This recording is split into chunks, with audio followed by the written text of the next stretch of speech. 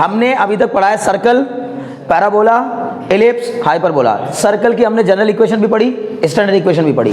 Parabola की हमने standard equations पढ़ी हैं, 4 standard equation, y square equal to 4ax, y square equal to -4ax और x square equal to 4ay और x square equal to -4ay। Clear.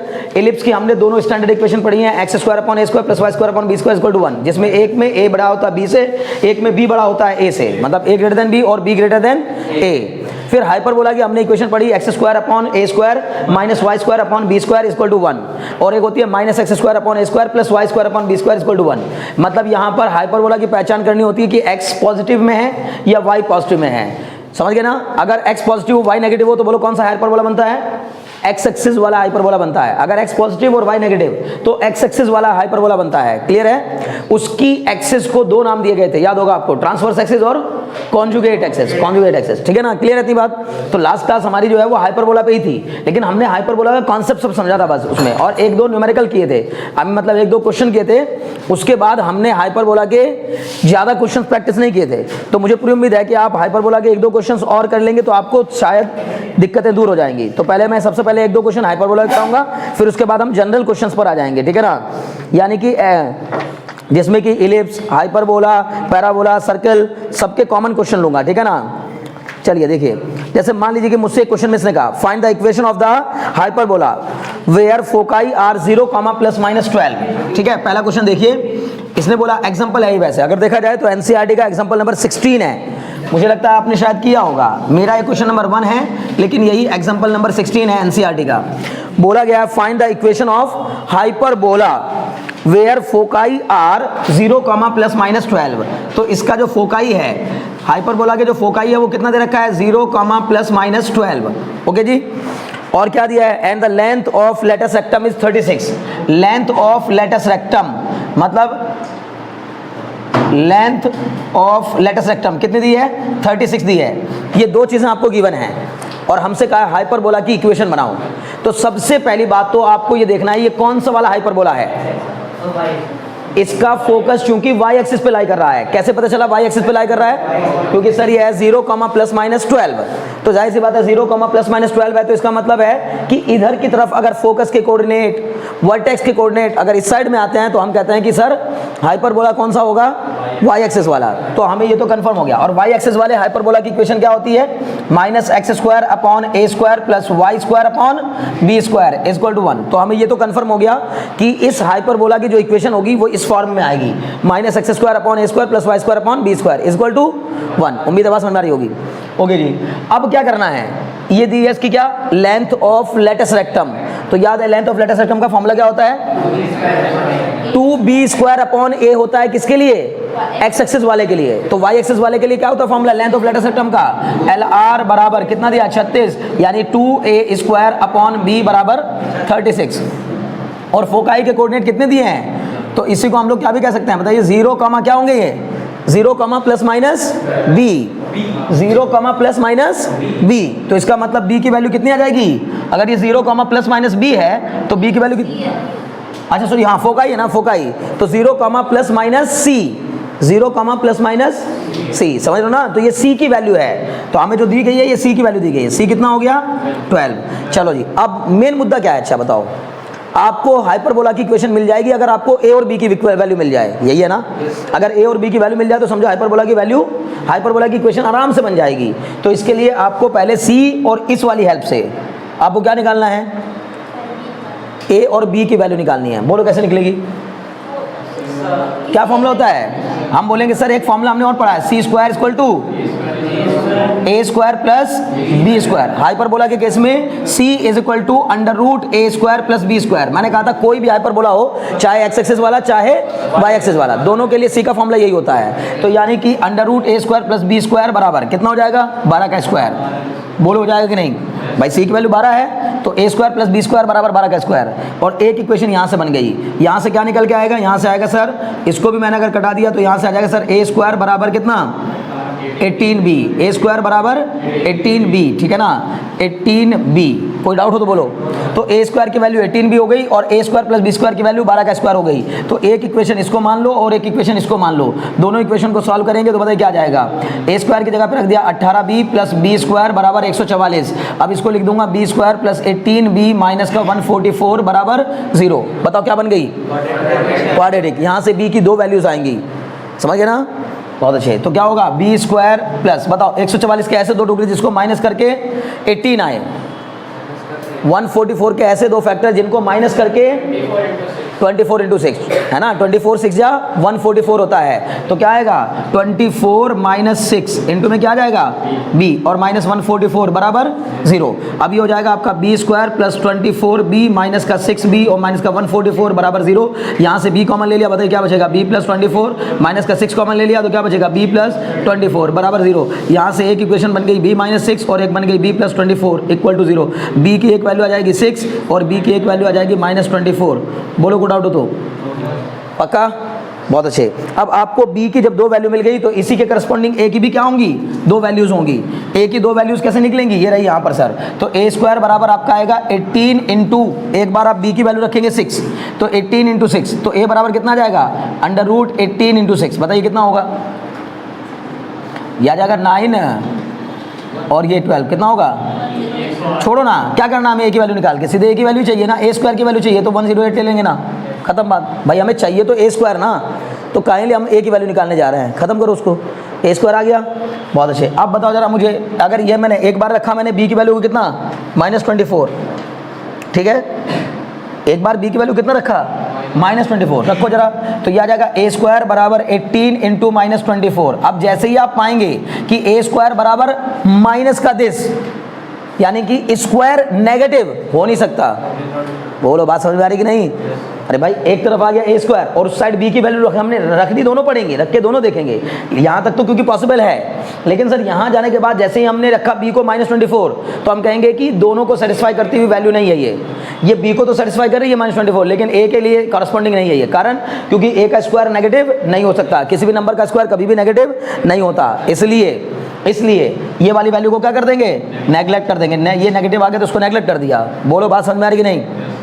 अब बस मुझे ए स्क्वायर मिल गया 108 और बी स्क्वायर मिल गया कितना 36, क्योंकि इसके करस्पॉन्डिंग आपका ए आया 108। तो इसका मतलब ए की वैल्यू हो गई, ए स्क्वायर की वैल्यू 108 और बी स्क्वायर की वैल्यू 6 का स्क्वायर मतलब 36। तो इक्वेशन क्या बन जाएगी, माइनस का x square upon a square मतलब 108 और प्लस का वाई स्क्वायर अपॉन 36 बराबर 1। यही आपकी इक्वेशन होगी। बोलो इसमें अभी कोई डाउट रहा हो तो बेफिक्र होकर बोलना है, कोई दिक्कत नहीं है। अगर आपको दोबारा फिर समझने की जरूरत महसूस हो रही है दोबारा समझिए, हालांकि ये आपको करके लेके आना चाहिए था, एनसीईआरटी का क्वेश्चन है तो ये हो जाना चाहिए था, कोई इतनी बड़ी बात नहीं थी इसमें, ठीक है ना। बोलो क्लियर हो गया, बढ़े आगे, ठीक। चलो जल्दी से इसको नोट डाउन कर लो अगर करने का मन हो रहा है, ठीक है ना, जल्दी करो। चलिए इसके पहले एक और एग्जाम्पल था, मुझे लग रहा है कि वो भी आप लोगों ने शायद नहीं किया होगा। एक दो लोग तो सब करते हैं और एक दो लोग कुछ भी नहीं करते, ठीक है ना। तो जरा ये भी देख लो एक बार, एग्जाम्पल नंबर 15 भी देख लो, ठीक है ना। इसमें कहा गया है कि अगर मान लीजिए एक, उसने कहा find the equation of the hyperbola with foci 0, ±3। Foci के कोऑर्डिनेट दिए हैं 0, ±3, ठीक है। और क्या कहा, वर्टिसेस 0, ±, वर्टिसेस दिए 0, ±11 √11/2, √11/2। पहली बात तो बताओ ये कौन सा वाला हाइपरबोला है, एक्स एक्सिस वाला है या वाई एक्सिस वाला, सर वाई एक्सिस वाला हाइपरबोला है, क्लियर है ना। बहुत अच्छे। क्यों भाई, क्योंकि ये वाले जो कोऑर्डिनेट आते हैं ना, जब ये वाले कोऑर्डिनेट आते हैं 0, ±, √11/2, ठीक है ना, जब ये वाले कोऑर्डिनेट आते हैं तो हमें समझ में आ जाता है वाई वाला है। इलिप्स में भी और हाइपरबोला में भी जब ये वाले कोऑर्डिनेट्स मिले, इधर साइड 0 रहे, इधर वाली साइड में कोऑर्डिनेट्स नॉन जीरो मिले तो समझ जाओ वाई वाला है। और अगर मान लीजिए ये वाले 0 नॉन जीरो हो, ये सब 0 हो, तो फिर इसका मतलब एक्स वाला है, समझ गए ना। ओके जी, चलो तो फिर पहली बात इक्वेशन पहले ही लिख लो, क्या हो जाएगी इक्वेशन ऑफ हाइपरबोला। तो हम बोलेंगे सर इक्वेशन ऑफ हाइपरबोला हो जाएगी माइनस का x square upon a square plus का y square upon b square बराबर 1। बताओ सुहानी क्या क्या जानकारी मिल रही है इससे, ये किसकी वैल्यू है, बी की, सी की, हाँ वेरी गुड, सी की वैल्यू है कितनी 3 ले सकते हैं, c इक्वल टू 3। क्लियर है, बहुत अच्छे। और माइनस सी भी हो सकता है, प्लस सी भी हो सकता है, लेकिन फिलहाल हमने c की वैल्यू लिखी है, माइनस सी की नहीं। तो वर्टेक्स, वर्टेक्स का मतलब ये क्या है, ये क्या दिया है 0 प्लस माइनस b, a नहीं b, समझ में आ रही बात ना।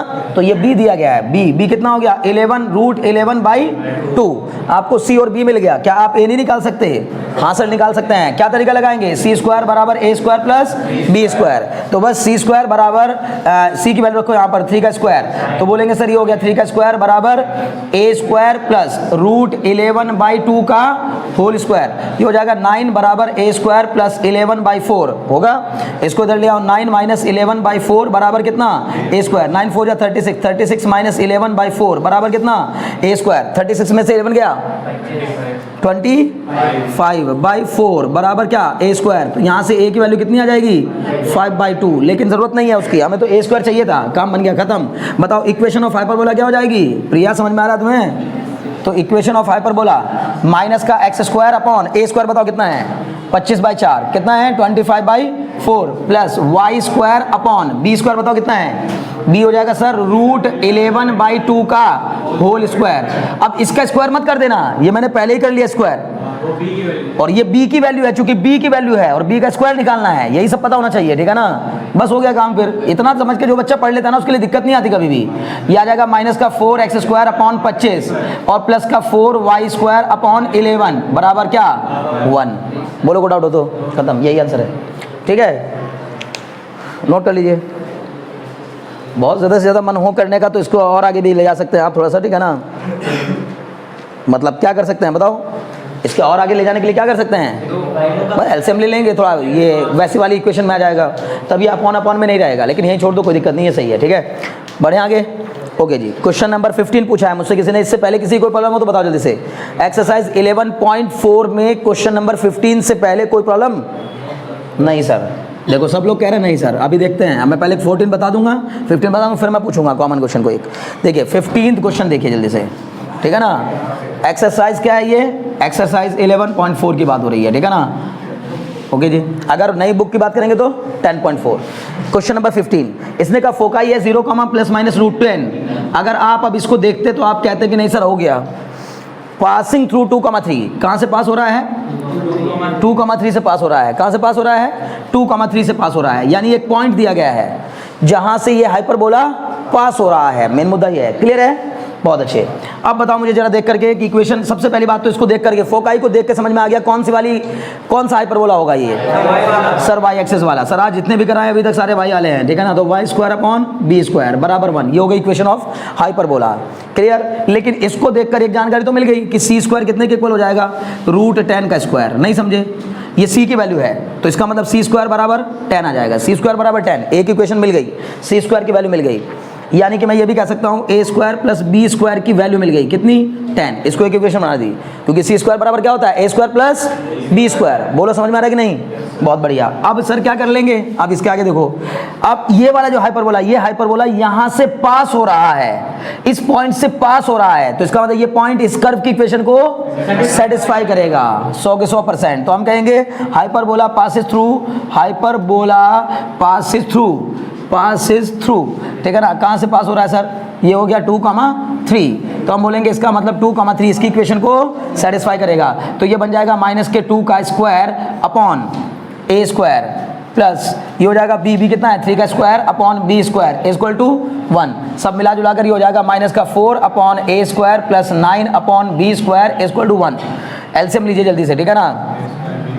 क्या हो जाएगा माइनस का 4b² plus 9a² equal to a²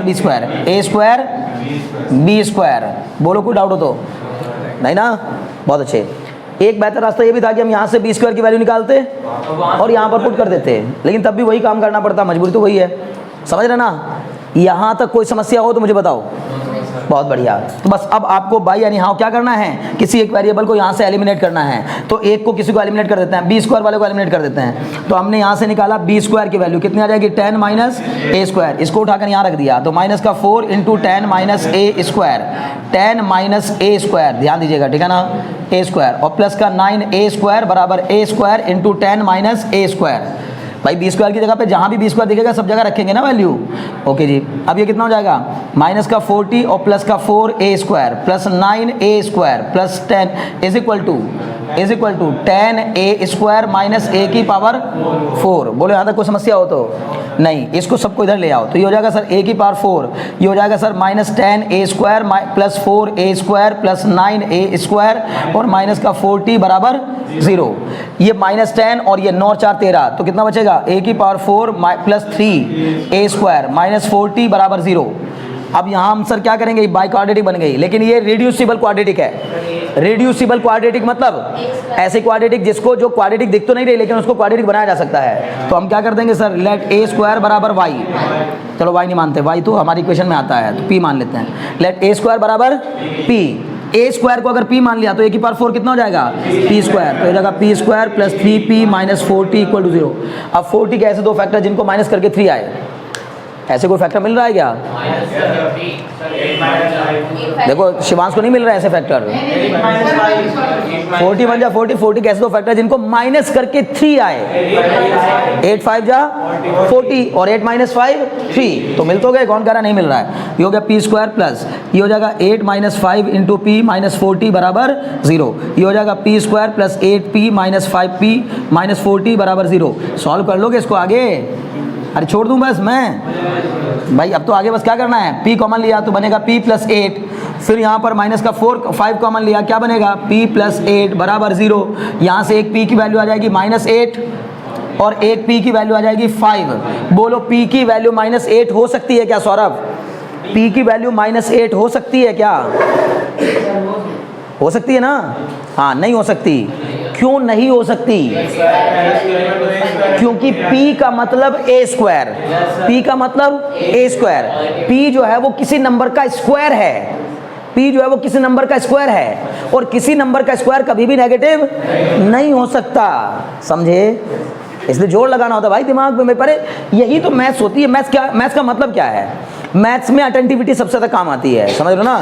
आप अटेंटिव है कि नहीं है, क्वेश्चन करते जा रहे हैं, अचानक से एक चीज़ अटेंटिविटी को चेक करता है आपकी कि आप कितना ध्यान से काम कर रहे हैं। नहीं तो प्रोसेस तो सबको पता है कैसे करते जाना है, क्लियर है? तो हम कहेंगे सर p की वैल्यू माइनस में नहीं हो सकती क्योंकि p खुद क्या है, किसी नंबर का स्क्वायर है। इसका मतलब a स्क्वायर कभी भी नेगेटिव नहीं हो सकता, इसलिए p भी नेगेटिव नहीं हो सकता। तो इसको क्या कर देंगे, नेगलेक्ट, क्लियर, खत्म। बचा गया p की वैल्यू 5। अगर p की वैल्यू 5 है तो इसका मतलब a स्क्वायर की वैल्यू 5 है। तो बताओ a की वैल्यू प्लस माइनस रूट 5 होगी, लेकिन हमें लाने की जरूरत ही क्या है, हमें तो मेन था a स्क्वायर चाहिए था, वो मिल गया, क्लियर है ना। a स्क्वायर अगर 5 है तो बच्चे b स्क्वायर बता दो जरा, 10 माइनस 5, 10 माइनस 5 वो भी 5 हो जाएगा, समझे ना, बहुत अच्छे। तो क्या हो जाएगा, ये हो गया आपका b स्क्वायर बराबर 10 माइनस a स्क्वायर, मतलब कितना, b स्क्वायर बराबर 10 माइनस 5, मतलब b स्क्वायर बराबर 5। एक्स a स्क्वायर भी 5 मिल गया, b स्क्वायर भी 5 मिल गया।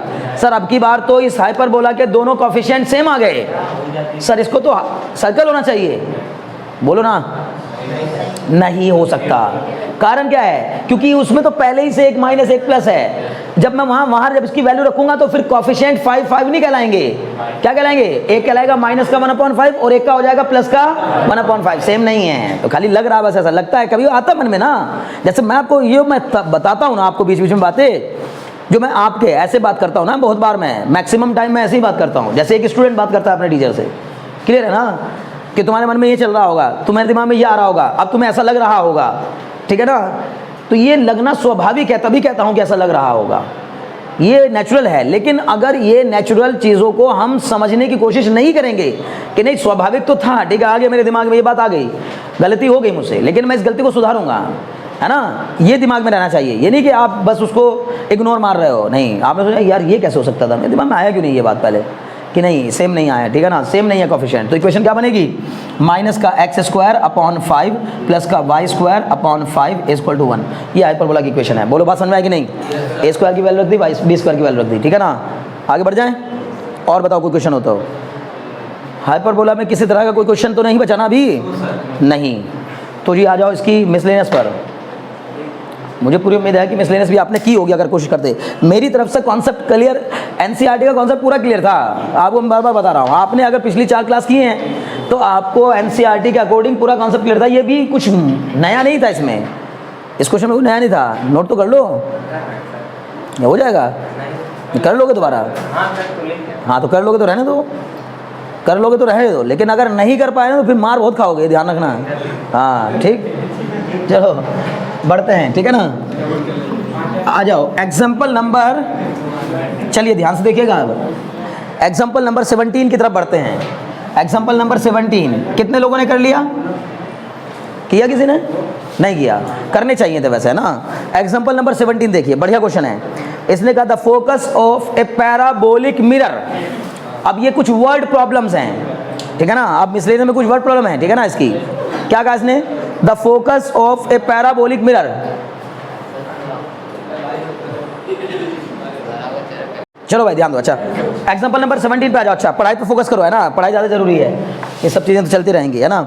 इसने कहा the focus of a parabolic mirror as shown in figure. चलो जी, आपको एक फिगर में एक पैराबोलिक मिरर दिखाया गया है, एक पैराबोलिक मिरर दिखाया गया है, ठीक है ना। देखिएगा ऐसे मिरर भी होते हैं, पैराबोलिक मिरर, कुछ इस तरह का मिरर दिखाने की कोशिश की गई है। मैं भी आपको बड़ा सा एक मिरर बना के दिखा दिया हूँ, ठीक है ना।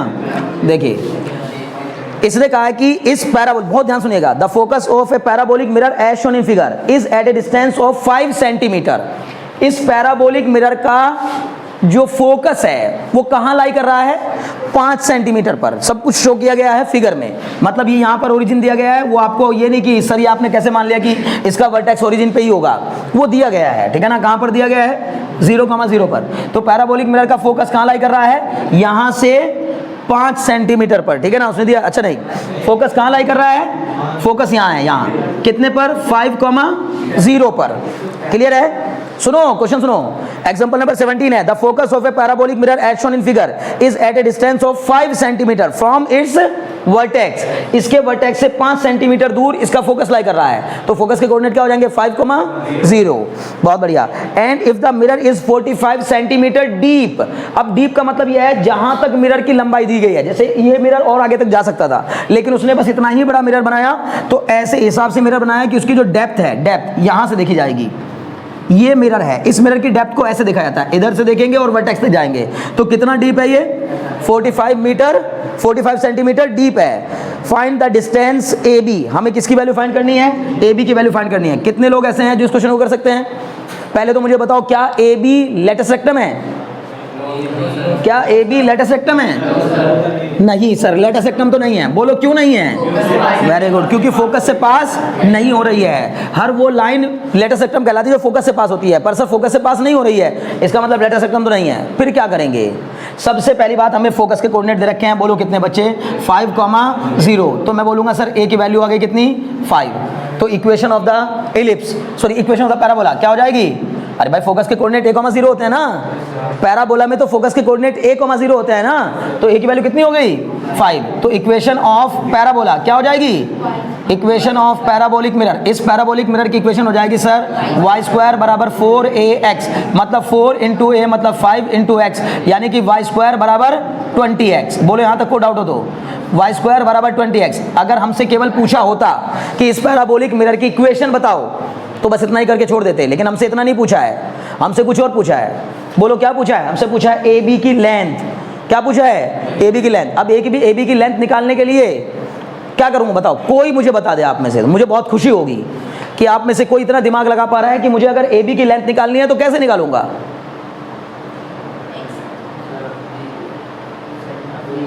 करा चुका हूं पहले भी। एक्स की वैल्यू कितनी? नहीं पता है। क्यों नहीं पता चल रहा है? बहुत बुरी बातों में से एक बात है ये। आपको ए बी पता करना है, बोलो अगर ये पता चल जाए तो काम बन जाएगा क्या? अगर ये पता चल जाए काम बन जाएगा। मैंने इसको अपनी मर्जी से मान लिया m, कितना मान लिया? तो ये नीचे वाली कितनी होगी? ये भी m होगी। m मतलब m अगर मिल गया तो m का डबल कर देंगे, आंसर आ जाएगा m। अगर मैंने इसको m माना और ये कितनी है, 45, तो इस पॉइंट के कोऑर्डिनेट क्या हो जाएंगे? 45, m। यार करा चुका हूं ऐसा क्वेश्चन। इस पॉइंट के कोऑर्डिनेट क्या हो जाएंगे? 45, m। क्यों हो जाएंगे? क्योंकि सर x एक्सिस पे चलेंगे 45, y पे चलेंगे m, तो हम उस पॉइंट पे पहुंच जाएंगे। तो a पॉइंट के कोऑर्डिनेट मिल गए। वो पॉइंट कहां लाई कर रहा है? पैराबोला के ऊपर लाई कर रहा है कि नहीं कर रहा है? और अगर पैराबोला के ऊपर लाई कर रहा है तो पैराबोला की इक्वेशन सेटिस्फाई करेगा कि नहीं करेगा? बिल्कुल करेगा। तो हम कहेंगे सर ये हो गया 45, m लाई ऑन पैराबोला, ठीक है ना। 45, m लाई ऑन पैराबोला, ये कहाँ पर लाई कर रहा है? पैराबोला पर, इसलिए उसकी इक्वेशन क्या करेगा? सेटिस्फाई। तो m की जगह पर, y की जगह पर m बराबर 20 × 45 बोले तो 900, m स्क्वायर बराबर कितना हो गया? 900। m बराबर कितना जाएगा? 30, m बराबर 30। हालांकि प्लस माइनस 30 आएगा, प्लस माइनस 30 होने का मतलब, चलो मैं प्लस माइनस 30 ही लिखता हूँ। प्लस माइनस 30 क्यों? क्योंकि इसके कोऑर्डिनेट यहाँ आएगा 30, यहाँ आएगा -30। इस पॉइंट के कोऑर्डिनेट होंगे 45, 30, इस वाले पॉइंट के कोऑर्डिनेट होंगे 45, -30। बोलो बात समझ में आएगी नहीं? पक्का? लेकिन अब मुझे चाहिए थी क्या? ए बी की लेंथ। तो ए बी सर कितने के इक्वल हो जाएगी? 2 टाइम्स ऑफ m का मॉड, क्योंकि A B is a length, तो length can never be negative, इसलिए मॉड लगा दिया मैंने। बोलो बात समझ में आएगी कि नहीं? तो ये हो जाएगा सर 2 × 30 का मॉड, मतलब आंसर कितना जाएगा? 60। लो हो गया, A B equal to 60 centimetre. लोग क्या करते रहते हो? बहुत आसान है भाई। बहुत बुरा लग रहा है मुझे, क्योंकि आप ऐसा लग रहा है कि मैथमेटिक्स को एकदम भूल के बैठे हैं, ठीक है ना। एक किनारे कर दिए हैं इसको। आसान है, बार बार कर रहा हूँ, कोनिक सेक्शन से ज़्यादा आसान शायद कोई चैप्टर होगा आपकी मैथमेटिक्स की किताब में, ठीक है ना।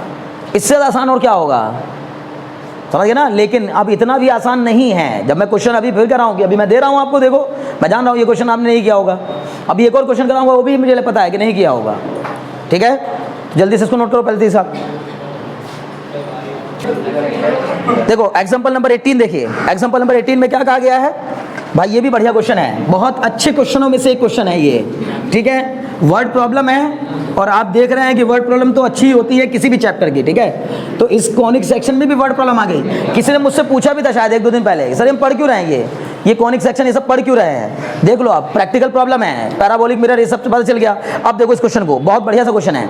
इसने कहा a beam is supported at its and, a beam is supported at its ends, ठीक है ना। एक बीम को हमने सपोर्ट कर दिया उसके एंड पर। बताओ ऐसा क्वेश्चन हमने क्या फिजिक्स में भी पढ़ा है? A beam is supported at its ends. Sir हमने खूब क्वेश्चन किए हैं एंड पर सपोर्ट दे करके, और फिर हम क्या निकाला करते थे उन एंड पर? रिएक्शंस। पर यहाँ रिएक्शन नहीं पूछेगा, यहाँ कुछ और पूछेगा। यहाँ मैथ्स है तो मैथ्स की तरह से पूछेगा, लेकिन फिजिक्स में क्या पूछता था? उन सपोर्ट पर लगने वाला रिएक्शन। याद है? बहुत अच्छी। तो इसने ये कहा कि एक बीम को हमने सपोर्ट दिया है, कहां से? दोनों एंड पर। प्लीज कॉन्सेंट्रेट, अब ध्यान से सुनिएगा। ओके जी, which are 12 metre apart. Okay जी, ठीक है। ये देखिए, ये एक बीम है जिसको मैंने यहां पर एक सपोर्ट दे दिया, और इसी बीम को यहां पर एक सपोर्ट दे दिया। देखो आपको क्या लग रहा है खाली फिजिक्स की जरूरत पड़ती है मकान बनाने में? नहीं, मैथ्स की भी जरूरत पड़ती है, ठीक है ना। नहीं वो बनाएंगे ना, हम बनाएंगे, रुक जाओ अभी मुझे पूरा होने दो क्वेश्चन। अभी देखो उसने क्या कहा, 12 मीटर लंबा एक बीम है, 12 मीटर लंबा एक बीम है जिसको हमने सपोर्ट दिया है। कितने पर? एंड पर, किनारों पर। मैंने आपको एक और बीम भी बताया था, इस वाले बीम को हम लोग ओवरहैंगिंग बीम नहीं कहते। वो बीम जिसमें कि सपोर्ट किनारों पर नहीं होता, बीच में होता है, उसको ओवरहैंगिंग बीम कहते हैं। क्लियर है ना? लेकिन ये ओवरहैंगिंग बीम नहीं है, नॉर्मल बीम है, ठीक है ना। मतलब जिसके किनारों पर सपोर्ट रहता है। क्लियर? ओके जी। अब क्या कहा इसने? Since the load is concentrated at its centre, चूंकि इस पर पड़ने वाला पूरा का पूरा लोड इसके सेंटर पर कॉन्सेंट्रेटेड है, इस पर पड़ने वाला पूरा लोड इसके सेंटर पर कॉन्सेंट्रेटेड है। तो सेंटर पर कॉन्सेंट्रेटेड लोड का मतलब क्या हुआ कि इस बीम पर हमने लोड डाला, वो इसके सेंटर पर कॉन्सेंट्रेट हो गया। मतलब लोड ऐसे हिसाब से पड़ रहा है कि वो सारा का सारा लोड यहां महसूस हो रहा है, सेंटर पर। क्लियर? चलो जी, यहां तक भी बात समझ में आ गई। There is a deflection of 3 centimetre at the centre. Centre पर कितने सेंटीमीटर का डिफ्लेक्शन आया? 3 सेंटीमीटर का। सुनिए, ऐसा ही क्वेश्चन है, ध्यान सुनो। आपने अपने घर के अंदर कर्टेन लगाए, कर्टेन को 2 सिरों पर क्या दे दिया? जो बीम आपने, जिसमें आपने जिस रॉड के अंदर आपने डाले हैं कर्टेन, उसी को आपने किनारों पर सपोर्ट दिया। और ज्यादातर आपके वो जो कर्टेन है खुले नहीं रहते हैं, वो ज्यादातर आप फोल्ड करके रखते हैं। मींस सारे कर्टेन एक जगह इकट्ठे हो जाते हैं बीम के ऊपर बीच में। मान लीजिए ऐसी सिचुएशन है, तो बहुत दिनों के बाद देखेंगे आपकी जो बीम है आपका वो लटक गया है। मतलब जो आपका पाइप है वो मुड़ गया है। समझ में आ रही बात ना? जिस पाइप पर आपके कर्टेन लटके होते हैं तो हल्का सा बेंड हो जाता है, उसके अंदर हल्की सी बेंडिंग आ जाती है। इस बेंडिंग को ही हम लोग डिफ्लेक्शन कहते हैं। डिफ्लेक्शन। बोलो बात समझ में आ रही कि नहीं आ रही है? बहुत अच्छे।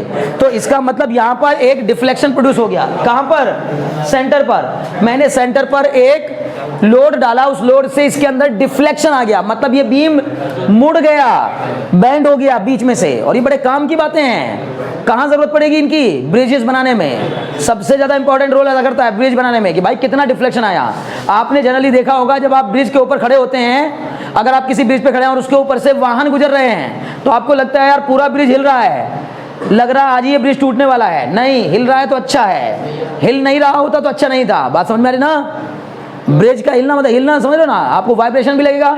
कभी खड़े होकर देखना किसी बड़े ब्रिज पर, ठीक है ना, बड़े ब्रिज पर खड़े हो जाओ आप और उससे वाहन गुजर रहे हो बहुत तेज स्पीड पे, तो आपको ना ऐसे ऐसे दिखेगा, ऐसे मतलब ऐसा लगेगा कि जैसे पुल जो है वो ऐसे नीचे नीचे लचके ले रहा है, हिचकोले ले रहा है। समझ गए ना? उस बीम के हिचकोले लेने से फायदा है। अगर हमारा जो पुल है अगर वो बिल्कुल रिजिड होगा, रिजिड, तो लोड पड़ने पर टूट जाएगा। लेकिन अगर वो हिचकोले लेगा, मतलब लचक है उसके अंदर, तो पहले लोड पड़ेगा तो ये क्या करेगा, उस लोड को बियर करेगा और फिर बियर करके वापस अपनी उसी शेप और साइज को रिगेन कर लेगा। अभी थोड़े देर बाद यही पढ़ेंगे इलास्टिसिटी में। कुछ बात समझ में आ रही ना? वहां भी पिलर, बीम और सब ब्रिज व्रिज सब बनाएंगे। बोलो, बात समझ में आ रही कि नहीं? ज्यादा मजबूत चीजें भी ज्यादा दिन तक नहीं चलती है। नहीं, मजबूत का मतलब नहीं है, रिजिड होने का मतलब मजबूत होना नहीं होता है। बार बार कह रहा हूँ, रिजिड होने का मतलब है, रिजिड होने का मतलब मजबूत होना नहीं होता। बार बार कह रहा हूँ, रिजिड होने का मतलब होता है कि उसके अंदर चेंजेस नहीं लाए जा सकते। जो चीजें रिजिड होती हैं उनमें चेंजेस नहीं आते, वो मजबूत नहीं होती। ऐसा नहीं कि मजबूत ही होगा, नहीं समझे? क्लियर है? दो टाइप की प्लास्टिक देखते हैं आप, ठीक है? एक प्लास्टिक ऐसी होती है जिसको आप ऐसे मोड़ लेते हो आराम से, वो मुड़ती चली जाती है। एक प्लास्टिक का डिब्बा आपने लिया, ऐसे आपने उसको ऐसे किया, कटक, टूट गया तुरंत। तो एक प्लास्टिक तुरंत मुड़ जाती है, एक प्लास्टिक मुड़ जाती है। तो जो मुड़ रही है वो रिजिड नहीं है, लेकिन जो टूट रही है एकदम से वो रिजिड है, क्योंकि वो लोड को बियर नहीं करना चाहती। वो कहती है मेरे ऊपर लोड डालोगे तो टूट जाऊंगा। बोलो, बात समझ में आ रही कि नहीं? क्लियर हो रहा है? तो बच्चे, रिजिड होने का मतलब मजबूत होना नहीं होता। प्लास्टिक कोई बहुत मजबूत थोड़ी होती है, लोहे की जैसे मजबूत थोड़ी होती है। तो रिजिड होना मतलब मजबूत होना नहीं, पहले तो ये समझो। दूसरी बात, खैर पुल की कहानी तो फिजिक्स में पढ़ेंगे, फिलहाल आप इसको समझ लो, ठीक है ना? तो इसने कहा कि जब हमने इस पे लोड डाला तो ये बीम डिफ्लेक्ट होकर के कुछ ऐसी शेप ले लिया। मैंने बहुत ज़्यादा दिखा दिया, इतना ज़्यादा नहीं आया है। 12 मीटर का बीम है, ध्यान सुनिएगा, 12 मीटर लंबा बीम है। 12 मीटर मतलब 1200 सेंटीमीटर, और जो इसके अंदर डिफ्लेक्शन आया वो कितना है? केवल 3 सेंटीमीटर। तो ये बहुत छोटा है, मैंने जानबूझकर आपको दिखाने के लिए, ताकि आपको समझ में आ जाए, तो मैंने बताया कि ये जो बीम है ये मुड़ के ऐसा हो गया, इतना थोड़ी डिफ्लेक्शन आएगा। 1200 सेंटीमीटर में केवल 3 सेंटीमीटर का डिफ्लेक्शन आया, बहुत ज्यादा डिफ्लेक्शन नहीं है। क्लियर है इतनी बात? बहुत अच्छे। चलो जी, अब इसने क्या कहा आगे सुनो आप ध्यान से, ठीक है ना? 3 centimetre the centre and the deflected beam is in the shape of A parabola. अब ये जो डिफ्लेक्टेड बीम है इसने कौन सी शेप ले ली? एक पैराबोला की शेप ले ली है। चलो जी, ये भी मान लिया हमने। How far from the centre is the deflection? 1 centimetre. बताइए इसके सेंटर से कितना दूर, इसके सेंटर से कितना दूर 1 सेंटीमीटर का डिफ्लेक्शन होगा। बहुत ध्यान सुनिए। पहली बात, ये पैराबोला की शेप ले चुका है। अगर ये पैराबोला की शेप ले चुका तो मैंने यहां पर मान लिया इसका क्या? वर्टेक्स। इसको मान लिया क्या? X axis. और इसको मान लिया क्या? Y axis. नहीं समझे? तो बताओ ये कौन सा वाला पैराबोला बन गया? Upward parabola. पहले बताओ, इतनी बात समझ में आ रही है कि नहीं? Upward parabola. अगर ये अपवर्ड पैराबोला तो इसकी इक्वेशन क्या होगी? Equation of this parabola. इस पैराबोला की इक्वेशन हो गई सर x² बराबर 4ay। बोलो, इतने में कोई डाउट हो तो? पक्का? बहुत अच्छे। अगर x² = 4ay आपको समझ में आ गया तो आप मुझे एक बात बताओ देख करके कि इसकी इक्वेशन के साथ साथ, बहुत ध्यान सुनना है ना, अगर मैंने आपसे पूछा कि ये इस पॉइंट के कोऑर्डिनेट बताओ जरा, है ना, कौन से वाले पॉइंट के कोऑर्डिनेट? इस पॉइंट के कोऑर्डिनेट बताओ। इस पॉइंट के कोऑर्डिनेट बताओ, मुझे खुशी होगी। 6,3/100। क्यों? क्योंकि ये 12 मीटर है। बार बार तुम्हें याद दिला रहा हूं, तुम बार बार भूल जा रहे हो। ये 12 मीटर है तो ये कितना मीटर होगा? 6 मीटर। तो और ये कितना है? केवल 3 सेंटीमीटर। सुनो ना, ये मेरा ओरिजिन है। ये क्या हुआ? ओरिजिन। अगर मुझे इस पॉइंट पर पहुंचना है तो कैसे पहुंचूंगा? यहां से चलूंगा सर 6 मीटर। कितना? 6 मीटर। और यहां से चलूंगा सर कितना? 3 सेंटीमीटर। 3 सेंटीमीटर बोले तो 3/100 मीटर। नहीं समझे? बताओ इस पॉइंट के कोऑर्डिनेट क्या हो गए? हम बोलेंगे सर इस पॉइंट के कोऑर्डिनेट हो गए 6,3/100। बोले इतने में कोई डाउट हो तो? पक्का? क्या ये 6,3/100 इस पैराबोला के ऊपर लाई करेगा? लाई करेगा? कर रहा है ना वो पॉइंट, इसी के ऊपर तो लाई कर रहा है, तो क्या इसकी इक्वेशन को सेटिस्फाई करेगा? हाँ जी सर करेगा। तो 6,3/100 lie on parabola, lie on the parabola, इसलिए पैराबोला की इक्वेशन को सेटिस्फाई करेगा। मतलब क्या बन जाएगी इक्वेशन? एक्स की जगह बोलो क्या रखूंगा? 6 का स्क्वायर, ये इक्वेशन है ना, is equal to 4a, y की जगह पर 3/100, ये हो गया आपका 36 बराबर 12a/100, ये हो जाएगा कितना? 3। यहाँ से कुल मिला जुलाकर a बराबर कितना हो जाएगा? 300। क्या आप में से कोई मुझे बता सकता है कि आपको a की वैल्यू मिल गई कि नहीं मिल गई? बहुत अच्छे, a की वैल्यू 300, तो इसका मतलब इक्वेशन ऑफ पैराबोला क्या हो जाएगी? X square is equal to 4 into a into y, मतलब एक्स स्क्वायर बराबर 1200y। मुझे पूरी उम्मीद है बात समझ में आ रही होगी। पक्का? बहुत अच्छे जी। अब बताओ इसके आगे क्या करना होगा? अब मुझे पैराबोला की इक्वेशन मिल गई, इस पैराबोला के ऊपर लाई करने वाला हर एक पॉइंट इसको सेटिस्फाई करेगा कि नहीं करेगा? बताओ ये 0,0 इसको सेटिस्फाई कर रहा है कि नहीं कर रहा है? सोच लो यार, 0,0 इसको सेटिस्फाई कर रहा है कि नहीं कर रहा है? कर रहा है, बिल्कुल करेगा, बिना टेंशन। मैथ्स और फिजिक्स में जो कह दिया उसको काट नहीं सकता कोई भाई, बार बार कह रहा हूं। आपको क्या कहना है? सर आपने एक बात बता दी बस, मैं तो बार बार बताता रहता हूं बच्चों को, जबकि ये बार बार बताने वाली बात नहीं है। बस आपको मैंने एक बार बता दिया, कोई भी पॉइंट अगर कर्व के ऊपर लाई कर रहा है तो वो पॉइंट उस कर्व की इक्वेशन को पक्का सेटिस्फाई करेगा। समझ गए ना? इसका मतलब बच्चे बताओ, उसने हमसे क्या पूछा? सुनो भाई ध्यान सुनो, इसने हमसे पूछा कितनी दूरी पर, ध्यान लगाओ, अब सेंटर से कितना दूर, सेंटर से कितना दूर इसका डिफ्लेक्शन 1 सेंटीमीटर होगा। सबसे ज्यादा डिफ्लेक्शन कहाँ है? जैसे जैसे हम किनारों की तरफ जाएंगे डिफ्लेक्शन कम होगा। रीजन क्या है? रीजन क्या है? सर बीच में कोई सपोर्ट नहीं है, इसीलिए जितनी लॉन्ग स्पैन होती है किसी बीम की उतने ज्यादा पिलर लगाने पड़ते हैं बीच में। नहीं समझे? अरे भाई लॉन्ग स्पैन, स्पैन मतलब लंबाई, जितनी लॉन्ग स्पैन उतने ज्यादा पिलर लगाने पड़ेंगे सपोर्ट देने के लिए, नहीं तो तुम कहोगे। अब समझ लो ना, आप इमामबाड़ा जाते हो तो वहां सबसे पहले उसकी खासियत क्या बताते हैं आपको? इमामबाड़ा में अगर कोई गाइड आपको मिल जाए तो आपको बताता है सर देखिए कितना बड़ा बरामदा है, कितना बड़ा बरामदा है, और जरा देखिए बीच में कोई पिलर लगा है क्या, देखिए जरा बीच में कोई बीम लगा है क्या। वो ऐसे गाइड ऐसे समझाता है। आप बोलते हो हाँ यार बात तो सही है यार, इतना बड़ा हॉल बिना बीम और बिना पिलर के कैसे खड़ा है इतने वजन को लेकर, और फिर उसके ऊपर पब्लिक चढ़ी रहती है दुनिया भर की, उसकी छत पे दुनिया भर की पब्लिक चढ़ी रहती है, उसको भी झेल रहा है। कब से झेल रहा है? पता नहीं कब से झेल रहा है, सैकड़ों सालों से झेल रहा है। कुछ बात समझ में आ रही है? अरे भाई पकड़ पा रहे हो ना मेरी बातें? मतलब क्या बताना है, वो क्या दिखाना चाहते हैं आपको कि सर देखिए उस समय के मिस्त्री की कलाकारी देखिए, उस समय के मिस्त्री लोगों की कलाकारी देखिए कि आज के इंजीनियर्स भी बिना पिलर और बिना बीम के ऐसे बरामदा नहीं बना सकते, ऐसा ऑडिटोरियम नहीं बना सकते। आज के इतने उन्नत इतने पढ़े लिखे इंजीनियर भी वो तो एकदम मना कर देंगे। अब किसी इंजीनियर को आज के टाइम में आप कहो कि इतना बड़ा मुझे अपना एक हॉल बनाना है और उसमें कोई पिलर कोई बीम नहीं चाहिए, मना कर दे, बोले मैं सर मुझे माफ़ करिए, मैं हाथ जोड़ के मैं चलता हूँ। क्यों भाई क्या हो गया? पैसा लेना ना, क्या दिक्कत है? नहीं सर मैं नहीं बना सकता, कल के दिन गिर जाएगा कौन जिम्मेदार होगा? समझ गए? लेकिन पहले की टेक्निक थी कि वो नहीं गिर रहे हैं आज भी, ठीक है ना? समझ मेरी बात? इतने लंबे समय से बिल्डिंगें टिकी हुई हैं, क्लियर? अब नहीं बन सकती, इसलिए ध्यान रखना है जितना लंबा स्पैन उतने ही ज़्यादा पिलर देने पड़ेंगे बीच में। बात समझ में आएगी ना? एक लिमिट से ज़्यादा स्पैन नहीं ले सकते हम लोग, नहीं तो गवर्नमेंट कोई पागल थोड़ी है, उठा के क्या करे, एक पिलर लगाए 4 बाग में, एक पिलर लगाए स्कूटर इंडिया में, उसके बीच में पूरा चला दे क्या मेट्रो? बोले पूरे क्या लगा बना दिया, पूरा एक पुल बना दिया और मेट्रो चला दे। भाई इतना थोड़ी हो जाएगा। हाँ हाँ तो बस तुम समझ जाओ, मेट्रो चलेगी ही नहीं फिर। हाँ मेट्रो चलेगी ही नहीं। हाँ तो अभी बात समझो, बोलो समझ में आ गया? बहुत अच्छे। चलो जी अब क्या करेंगे? इसने हमसे कहा बताओ भाई, सुनो सुनो, इसने हमसे कहा बताओ सेंटर से कितना दूर इसका डिफ्लेक्शन 1 सेंटीमीटर होगा। तो जैसे जैसे हम सेंटर से दूर जाएंगे डिफ्लेक्शन की वैल्यू कम होती जाएगी। तो मैंने माना कि मान लो यहाँ पर डिफ्लेक्शन, यहाँ भी मैंने थोड़ा जल्दी मान लिया, चलो यहाँ नहीं मानते, मान लिया यहाँ पर डिफ्लेक्शन 1 सेंटीमीटर होगा। अगर यहाँ डिफ्लेक्शन 1 सेंटीमीटर हुआ, दिमाग लगाइए, इस 1 सेंटीमीटर से इस पॉइंट के कोऑर्डिनेट बताओ क्या होंगे? देखो कितने लोग बता पा रहे हैं। अगर तुम में से किसी के पास थोड़ा सा भी दिमाग है ना तो इसको मुझे बता दो, मैं खुश हो जाऊंगा। मेरी खुशियों का बस यही, इसी में मुझे खुशी मिल जाती है।